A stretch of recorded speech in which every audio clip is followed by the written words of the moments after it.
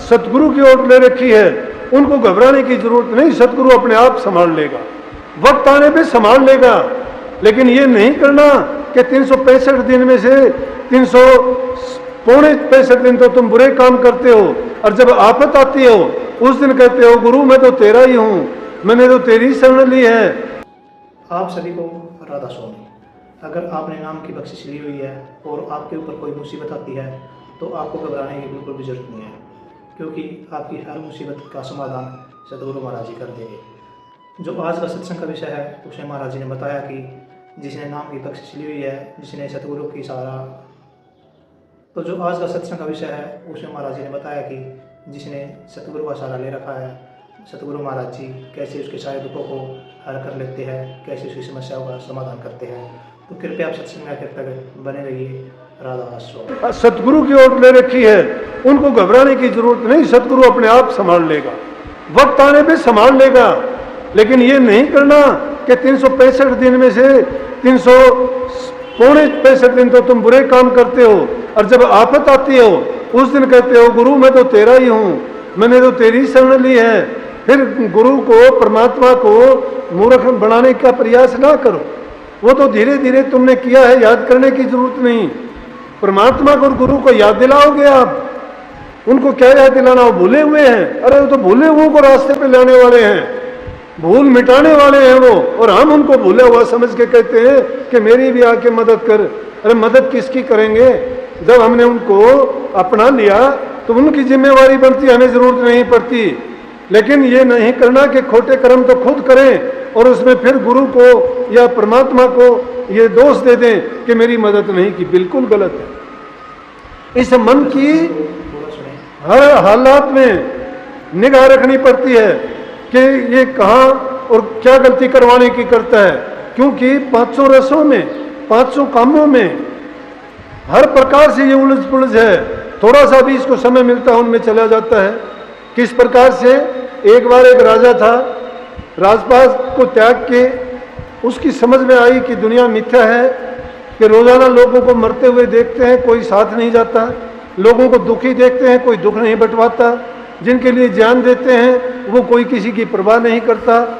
हम दूसरों के लिए, जिनके लिए अपना सब कुछ लौटा देते हैं, और वो फिर हमें वजन मान के हमारे से पीछा छुटवाना चाहता है। राजा ने इस तमाशे को देखा, अकेले राजा ने नहीं, हम भी रोजाना देखते हैं। ये जीव राजा समझो, ये रोजाना देखता है ये हालत। घरों में जो आज हालत गुजरती है उनमें देखते हैं हम सब के सब, भाई भाई का प्यार नहीं है, बाप बेटे का नहीं है, सास बहू का नहीं है। किस चीज के लिए? भाई भाई का गला काट देता है छोटी सी बात के लिए, 2 गज जमीन के लिए काट देता है, 2 पैसे के लिए काट देता है, या थोड़े से लालच के लिए काट देता है, या पिता और माँ की संपत्ति ना मिलने पे ऐसा जुल्म कर देते हैं। ये नहीं सोचता ऐसा करने के बाद क्या तुझे वो जमीन जायदाद मिल जाएगी, क्या संपत्ति मिल जाएगी, क्या तेरे दिल में चैन आ जाएगा। अरे वो चीज भी सभी यहीं छिनी गई और उसने दुख मोल ले लिया, वो अलग से। यहाँ तो संसार में तो जेल में सड़ेगा और जाने के बाद नरकों में जाएगा। उसने दुख भोग्या के सुख भोग्या। लेकिन यही है ज्ञान की बात, वो समझता नहीं है इन बातों को। आज समाज में ये बातें बढ़ती जा रही हैं। अरे प्यार प्रेम से बढ़ के कोई चीज नहीं है। संतों ने तो एक ही रास्ता बताया कि आत्मीयता का, प्यार का रास्ता अपनाओ। जिसके दिल में प्यार है उसके पास शांति है, जिसके पास शांति है उसके पास सच्चाई का रास्ता है। जो प्यार प्रेम सच्चाई के रास्ते पर चलता है ये गुण प्रभु के हैं, दुनियादारी के, राक्षसों के, दानवों के गुण नहीं है ये। इन गुणों को जो अपना लेता है तो वो तो सुखी अभी हो जाता है, आगे सुख की याचना और कामना करने की क्या जरूरत। तो उस राजा ने भी सारी दुनिया का तमाशा देखा, वो तमाशा देख के उसने अपने जीवन को त्यागमय बना के और भक्ति करने लग गया। और उसने वो तप किया, उस तप के बल से जब इंद्र ने देवलोक से देखा कि मृत लोक में कोई राजा ऐसा तप कर रहा है और यही तप अगर वो करता रहा और इसमें पूरा उतर गया तो हो सकता है कि तेरे इसमें राज छिन जाएगा। इस भय से वो आया और उसने एक खेल खेला कि एक शिकारी का बहाना करके तीर कमान लेके उसके पास गया और कहने लगा कि महात्मा जी पानी पीना है। उसने कह दिया कि पी लो पानी, पानी पिला दिया। कहने लगा मुझे कहीं जाना है, मैं तीर कमान यहाँ रख दूँ आपकी कुटिया में। बोले अरे तीर कमान का मेरा क्या मतलब, क्यों रख दे, ले जा तेरे साथ। बोले कि मैं कहाँ लेके जाऊंगा, मैं जब वापिस आऊंगा तो इसको लेता चला जाऊंगा। कहने लगा रख दे, उसने एक कोने में रख दिए। अब महात्मा रोजाना या तो प्रभु की भक्ति में लीन रहता था, अब रोजाना देखता है वो तीर कमान उसके सामने दिखाई देता है। अब मन का खेल देखो कि तीर कमान जब देखता है, राजा के पहले तीर कमान चलाया हुआ था, वो शिक्षा उसने ले रखी थी, शिकार भी उसने खेला था पहले के जीवन में। और जब तीर कमान को देखा तो उसके मन में ख्याल आया कि मैं देखूं क्या निशाना कभी अब भी लगा सकता हूं कि नहीं लगा सकता। उसने तीर और कमान को उठाया और कुटिया से बाहर आया, उसने तीर को चला के देखा, वो निशाने पे लग गया। निशाने पे लग गया तो उसका शौक बढ़ गया और पुरानी प्रवृत्ति जो सोई हुई थी पुनः जागृत हो गई। इंद्र ने जो रख के जाना था वो अपने काम में कामयाब हो गया। उसको जरूरत क्या थी? एक आदमी जो सब चीजों को त्याग करके सिर्फ भगवान भक्ति में अपने मन को लगाया था, इस संसार के झमेले से बाहर निकल ही गया था, उसको कोई जरूरत नहीं थी, सब कुछ उसने जान समझ लिया था, तप का, त्याग का और सत्य का जीवन जिसने अपना लिया। और फिर उसने जो है वो मन को वो ही शक्ति दे दी। मन अब क्या करता है कि रोजाना उसको कहता है कि अब भी चल शिकार करने के लिए। वो धनुष उठाता है, रोजाना जंगल में निकल जाता है, शिकार खेलता है। कहाँ भक्ति करता था, कहाँ वापिस उसी झमेले में आ गया।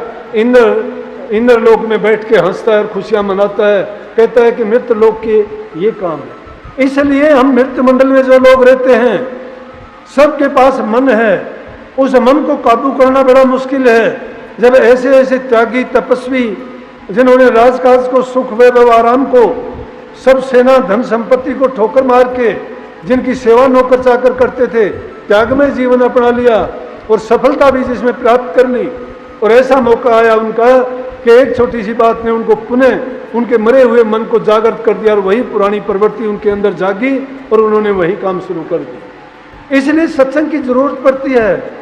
बार बार जो सत्संग में आते हो, इसीलिए कबीर साहब कहते हैं दर्शन कीजिए गुरा के दिन में 100 बार, आसो जा के मीजूं बहुत करें उपकार। कि गुरु के दर्शन बहुत उपकार करते हैं। जिस प्रकार से आसोज के महीने में बारिश हो जाती है, दोनों फसल उससे अच्छी बनती हैं। सामने की फसल भी पूरी हो जाती है और साड़ी की गारंटी हो जाती है उसमें। इसी प्रकार से संतों के दर्शन से इस जीव के दोनों जीवन बनते हैं। इस लोक में तो रहते हुए वो सुखी रहता है और जब यहाँ से चला जाता है तो सदा के लिए मुक्त हो जाता है, दोबारा इस संसार में आना नहीं पड़ता।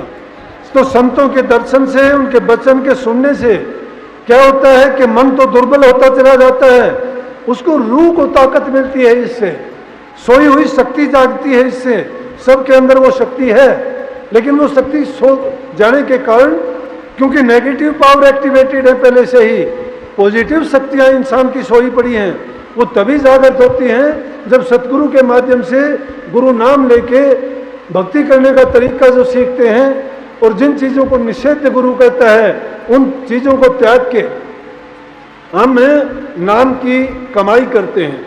नाम की कमाई करना संत मत ने इतना आसान इस युग में कर दिया कि स्वामी जी महाराज ने तो ये कहा कि इसको 8 साल का बच्चा भी कर सकता है और 60 साल का बूढ़ा भी कर सकता है।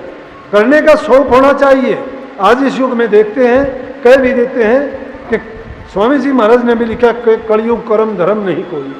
अगली बात नहीं कहूँगा आगे जो कही कि कलयुग कर्म धर्म नहीं कोई। अरे कलयुग में आप कहोगे कि कर्म धर्म क्यों नहीं है? कर्म धर्म इसलिए नहीं है कि धर्म भी है कर्म भी है। धर्म क्यों है? सब लोग धार्मिक दिखाई देते हैं। सत्संगों में देखो भीड़ मिलती है, मंदिरों में देखो मत्था टेकने वालों की भीड़ है, देवी के देखो और जितने भी धार्मिक केंद्र जितने बने हुए हैं लोगों की, जहाँ आस्थाएं हैं, कोई कमी नहीं है वहाँ मत्था टेकने वालों की, प्रसाद चढ़ाने वालों की, भंडारे लगाने वालों की। देखते हो कि कोई सिर पर चुन्नी बांधता है, कोई लाल फटके बांधते हैं, कोई टोपी ओढ़ के करते हैं, कोई सेवा के बिल्ले लगा के करते हैं, लेकिन मन नहीं बदलता किसी का भी। धर्म का काम करते हुए दिखाई देते, कर्म नहीं बदला उनका। क्यों नहीं बदला? कि कर्म के रास्ते पे नहीं चले। गुरु ने कहा था कि कर्म को संभालो, कर्म को बदलो। जब तक तुम अपने इस कर्म के तरीके को नहीं बदलते हो तब तक संसारी हो। पलट जाना ही सत्संगी बनना है। जब तक हम हमारे अंदर बुराइयां व्याप्त हैं, जब तक हमारे अंदर ईर्ष्या निंदा है, जब तक हमारे दिलों में प्यार नहीं है सुमरण भी नहीं कर सकते हम। सच्ची बात तो ये है। कुछ लोग तो आके यहाँ तक भी कह देते हैं कि मैंने उन महाराजियों से नाम लिया था, अब मैं नाम में बैठ जाऊं, भूल गया मैं कहता हूं क्या जानना चाहते हो आप? जिन चीज़ों के नाम लेना चाहते हो वो नाम मैं यहीं बता दूंगा। आध्यात्मिक मंजिलों के नाम जान के, उनकी धुनों को पहचान के क्या तुम पार उतर जाओगे? अरे वो तो करनी का भेद है। अगर तुम खुद अंतर में जाओगे, नाम की कमाई करोगे, उन दर्जों में खुद जाओगे तो खुद पाओगे। ये कहने सुनने की बात ही नहीं है। जो बातें आपको बताई गई हैं वो भी प्रमाणिक रूप नहीं है, सिर्फ एक अनुमान बताया जाता है। जो आपको कही गई है वो अनुमान है। प्रमाण और यथार्थ तो सिर्फ ना तो इन आंखों से देखी जा सकती है। क्यों कहा कि वहाँ बिन पैरों का गमन है, वहाँ बिन आंखों के देखा जाता है, बिन हाथों के वहाँ काम किया जाता है, बिन जबान के वहाँ बोला जाता है। किसके गुण है ये शब्द के गुण है, ये सूरत के गुण है। सूरत की नहीं, ना कोई आंख है, अनुभव करती है वो। और जो चीज़ अनुभव करती है वो बताई नहीं जा सकती। इसीलिए जो बताई नहीं जा सकती उसको किसके द्वारा, योग के द्वारा पाया जा सकता है। और योग कौन सा आसान है? सूरत शब्द का योग आसान है। सूरत शब्द का योग किसका? अपने मन को रोकना है। और मन को रोकने के लिए एक आपको आदर्श की जरूरत है, और गुरु से बढ़ के कोई आदर्श नहीं होता। गुरु का आदर्श कब मान्य होगा? जब गुरु के नियमों को मानोगे और उनकी आज्ञा में चलोगे। इसीलिए हमारे शास्त्र इस चीज से भरे पड़े हैं कि गुरु की आज्ञा में ही रहिए, गुरु की आज्ञा में ही रहिए। गुरु जो माने सोई कहिए, हानि होए तो होने दीजिए। गुरु की बात में कोई किसी प्रकार का संशय ना करो। होना चाहिए गुरु पाखंडी नहीं। आज बड़ा पाखंड फैला हुआ है, गुरुओं की कमी नहीं है। जहां देखोगे गुरु ही गुरु है, क्योंकि गुरु का ना कोई सर्टिफिकेट है, ना कोई प्रमाण है, ना कोई डिग्री है। मन में आता है वही भेख बनाता है, दो बातें सीखता है और गुरु कहना शुरू करवा देता है। जो खुद डूबा हुआ है, जो खुद अंधेरे में है, खुद अंधा है, वो दूसरों को क्या रास्ता दिखाएगा? वो खुद डूबेगा, औरों को भी ले डूबेगा। इसलिए ऐसे गुरु को खोजो जो खुद तिरा हुआ है, वो आपको भी त्यार देगा। खुद तिरे हुए की आप कहोगे पहचान क्या है? कुछ दिन का संग करने से आपको पता लगेगा। जब संग करोगे अपने आप उसका पता लगता चला जाएगा। जब अंदर में जाओगे, अंदर में जाते नहीं हो। जिसकी रूह काल के रास्ते चल देती है उसको उल्टी उल्टी चीज दिखाई देनी शुरू कर देती है। गुरु उसको राक्षस नजर आता है, वो गुरु से झगड़ा करने की सोचता है, वो गुरु के बारे में बुरी बुरी बातें करता है। तो सोच लेना चाहिए कि उसके सिर के ऊपर काल बैठा हुआ है, उसकी सूरत गलत रास्ते पे चल रही है। अगर ऐसी चीज होती है तो उस जीव को भजन छोड़ देना चाहिए। अरे गुरु की शरण लेके अगर आपके अंदर ये शक्ति नहीं आई, ये ताकत नहीं आई, आप भले बुरे की पहचान नहीं कर सकते, आपने बुराइयां नहीं छोड़ी, माँ बाप की सेवा नहीं करते, दुखी जीवों पर तुम दया नहीं करते, जो तुम्हारे से होती है किसी की मदद नहीं करते, तुम मन से, वचन से और कर्म से तीनों प्रकार से किसी को कष्ट और दुख देते हो, मैं दावे के साथ कहता हूं कि तुम्हें वो दुख होगा कि जब तुम्हें याद आएगी कि मैंने जो किसी को दुख दिया था वो दुख आज मेरे अंदर इस प्रकार से निकलता है। क्योंकि संसार में नियम है कि जो इंसान करता है वैसा ही उसके पास लौट के आता है। अगर किसी का तुम भला नहीं करोगे तुम्हारा भला कैसे होगा? अगर तुम टाइम पर काम नहीं करोगे तुम्हारे उसके बदले में कुछ मिलने वाला नहीं है।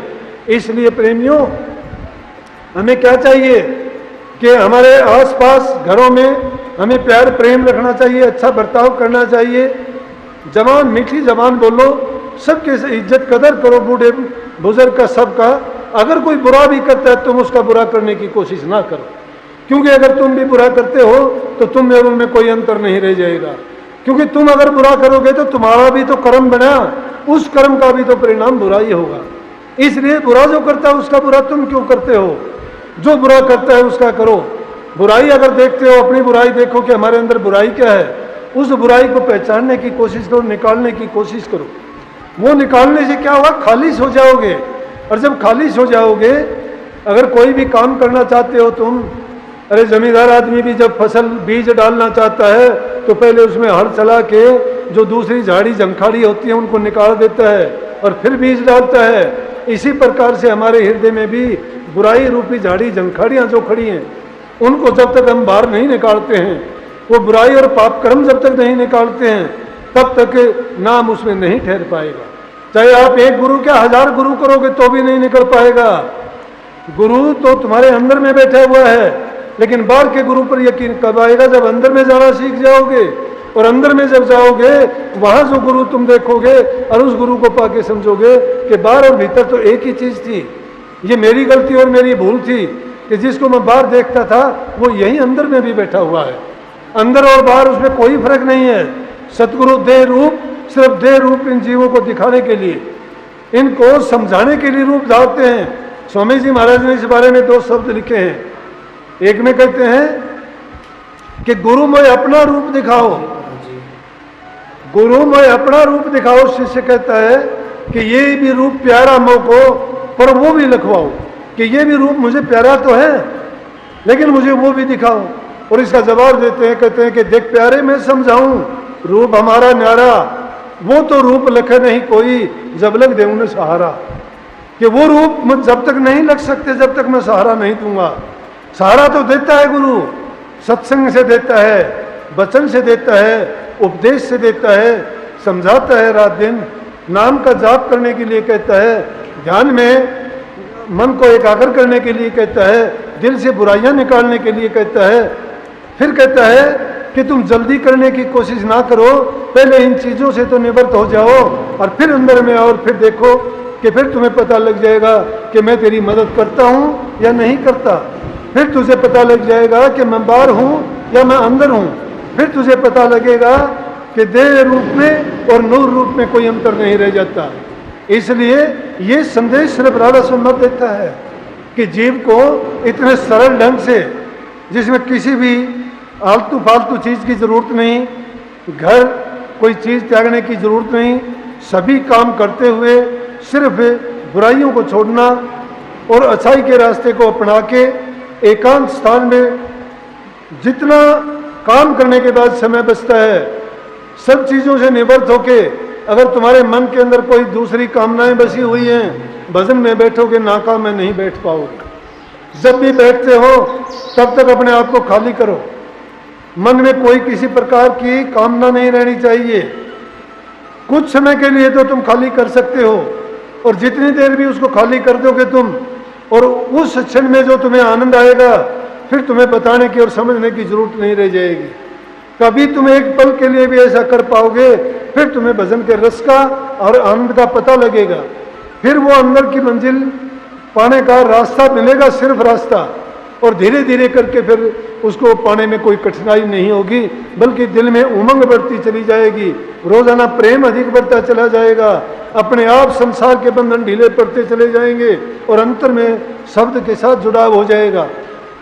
कुछ दर्जों तक तो हमें चढ़ाई करनी पड़ेगी, लेकिन जब उन दर्जों से ऊपर, पार ब्रह्म से ऊपर जब निकलोगे, शब्द गुरु अपने आप फिर तुम्हें सूक्ष्म रूप से अपनी रूह को खींचना शुरू कर देगा, और उन आध्यात्मिक मंडलों में आप बहुत आसानी से अपनी मंजिलों को तय करते हुए निज देश में और निज घर में पहुंच जाओगे। लेकिन ये काम एक दिन में तो बनने वाला नहीं, जल्दी पुकार करने से नहीं बनेगा। इसके लिए तो ये है कि लगातार प्रयास करते जाओ, और उसके लिए ये है जब तक तुम्हारा मन ध्यान करने में नहीं लगता है, बैठने में नहीं लगता है, या इसमें चंचलता है, भागता है इधर उधर, गुनावन उठाता है, तब तक तुम सुमन करो। सुमन में नहीं लगता है कोई शब्द गुनगुनाओ, ऐसा गुनगुनाओ कि उन चीज़ों को आसपास भी ना फटकने दो।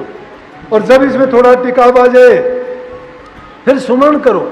जब भी नहीं टिकता है तो अपने आप को लानत दो। क्यों दो? कि मैं किस काम के लिए मैं बैठा था, मन सोचता क्या है, घेर फेर के मन को ले भुलाने की कोशिश करो, रूह को जगाने की कोशिश करो। जब रूह जग जाएगी तो मन अपने आप ढीला पड़ता चला जाएगा। जब सतगुरु का रूप अंदर में प्रकट होगा, ये मन अपने आप भागना शुरू हो जाएगा, नहीं रहेगा पास में। इसलिए इसको कमजोर तभी बनाया जा सकता है जब हम ज़्यादा से ज़्यादा नाम का सुमन करेंगे, गुरु की बात का चिंतन करेंगे, हर वक्त गुरु के बारे में, शब्द के बारे में, नाम के बारे में हमारा मन सोचता रहेगा। उसी प्रकार से ये पाक पवित्र और साफ हो जाएगा, दूसरी चीज़ों से खाली हो जाएगा। लेकिन इससे पहले जरूरी है कि हमारा व्यक्तिगत जीवन, हमारा चरित्र बहुत ऊंचा होना चाहिए। जिस इंसान का खुद का चरित्र कुछ नहीं है, घरों में जो प्यार प्रेम से नहीं बर्ताव करता है, गंदी आदतें जिसमें हैं, जबान से गंदा मंदा किसी को बोलता है, तो तब तक समझो कि हम अभी किसी काबिल नहीं है। अपने आप को काबिल बनाना चाहते हो तो पहले धीरे धीरे करके आदत डालो। ये एक बार तुम आदत डाल लोगे, फिर धीरे धीरे जो बुरी चीज है उनसे अपने आप नफरत होती चली जाएगी। सत्संग को पूरा सुनने के लिए बहुत बहुत धन्यवाद। हम आशा करते हैं आपने सत्संग को बड़े ध्यान से सुना होगा। कृपया सत्संग में सुने गए प्रवचन को अपने जीवन में अवश्य उतारिए ताकि आपका जीवन सफल हो सके। और अगर आपको सत्संग अच्छा लगा तो कमेंट में राधा स्वामी अवश्य लिखिए। राधा स्वामी।